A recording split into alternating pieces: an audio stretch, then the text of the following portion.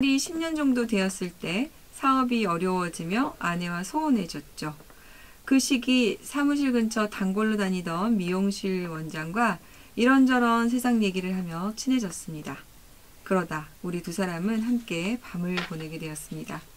그녀를 잊고 가정에 충실하려 했지만 일은 점점 꼬여갔습니다. 사업이 점점 어려워져 아내에게 얘기를 꺼내자 아내는 한두 번도 아니고 아버지에게 면목이 없다. 이제는 망하든 말든 알아서 하라고 하더니 점점 더 저를 무시했습니다. 발동동 구르며 대출을 알아보는 저에게 미용실 원장인 그녀가 선뜻 큰 돈을 빌려주었습니다.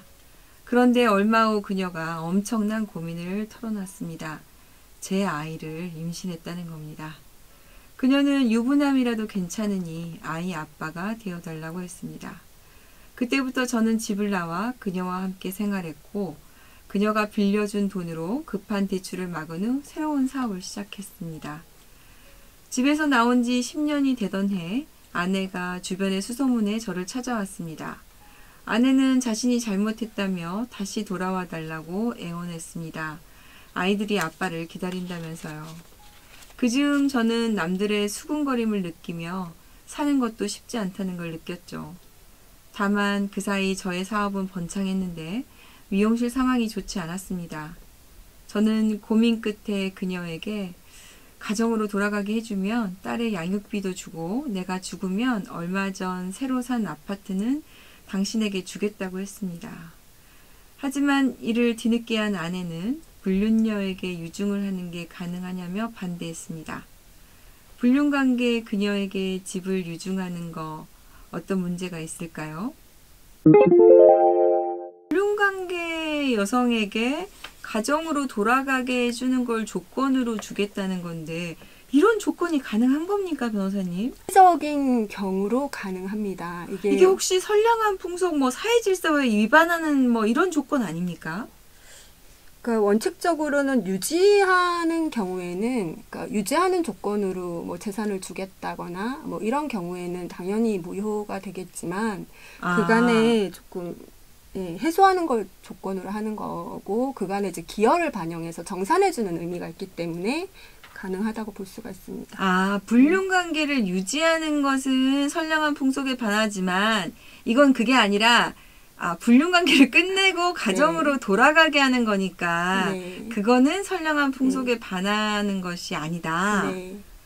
이게 실제로 판례도 그런 판례가 있습니까? 그러니까 예전 관계를 해소하기로 하는 마당에 그동안 원고가 피고를 위해서 바친 노력과 비용 등의 희생을 배상 내지 또는 위자가 보상하고 원고의 장래 생활 대책을 마련해 준다는 뜻에서 그 돈을 지급하기로 약정한 것이라면 그 공소양속에 반하지 않는다고 보는 것이 상당하다고 판단을 하고 있습니다. 그러면은 이 사안처럼 지금 여성이 지금 남자분에게 아까 돈도 빌려줬던가요? 대출도 해주고 생활과 관련해서 조금 도움을 주는 면이 있었고 아이와 관련해서 양육비도 조금 필요하고 이런 부분이 있다면 이런 거를 마련해주는 의미라면 이런 부분의 조건은 공소양속에 반하지 않는다 이렇게 볼 여지가 있다는 거네요.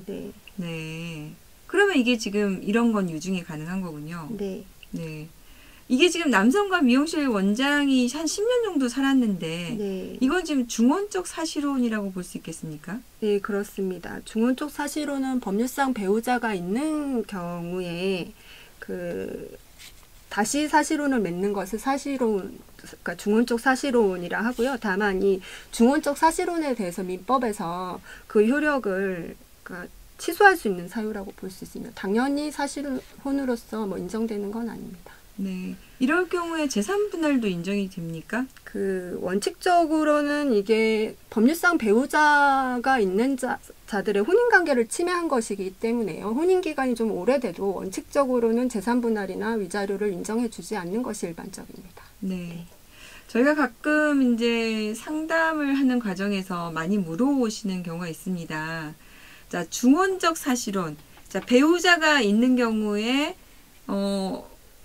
밖에 나가서 사실혼을 유지하시는 분들이 그러니까 이와 관련해서 그 경제적인 공동체를 이루는 경우에 여기에 대해서 내가 재산 분할을 받을 수 있다고 오해하시는 분들이 있으십니다.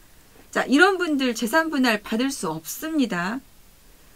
반대로 그런 분들이 재산 분할을 혹시 뭐 할 수 있다고 기대하고 하시는 분들 정신 차리셔야 됩니다.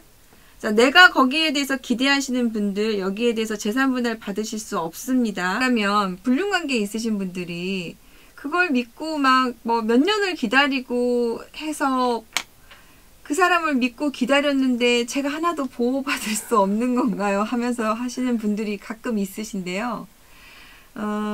사실은 이런 부분들을 좀 분명히 알아보시고 본인들이 아무런 보호받을 수 없는 지위에 있다는 것들에 대해서 좀 정확히 좀 아실 필요가 있을 것 같아서 제가 한번 좀 일부러 강조해서 한번 말씀을 좀 드려봤습니다. 네, 자, 그러면요.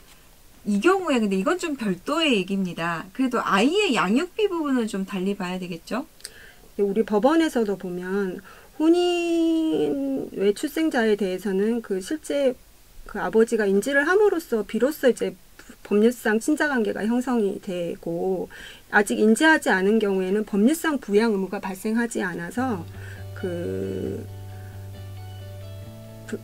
부양 의무가 발생하지 않기 때문에 인지를 한 경우에 한해서 양육비를 지급할 의무가 있고 양육비 지급을 하겠다고 약정을 했기 때문에 약정에 따라서는 양육비를 구할 수 있을 것 같습니다. 아니면 이제 인지를 통해서 양육비를 받으실 수는 있을 것 같습니다.